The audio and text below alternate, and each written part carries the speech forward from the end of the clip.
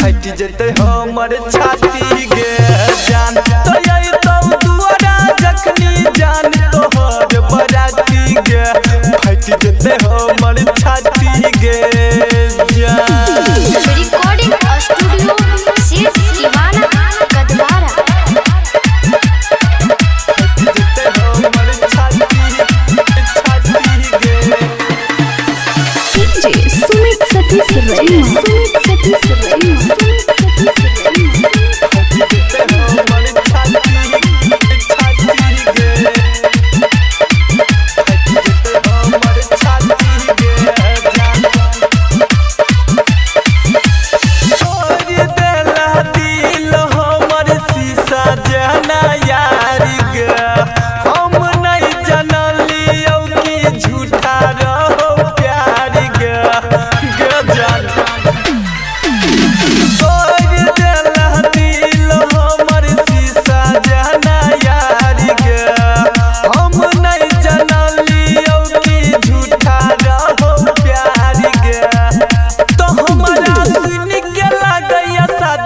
बाती से दाती गे फट जते हमर छाती गे जान तो यही तो दुआरा जखनी जान तोहर बराती गे फट जते हमर छाती गे जान। आप सुन रहे हैं शेष दीवाना को। फट जते हमर छाती गे डीजे सुमित सतीश रईमा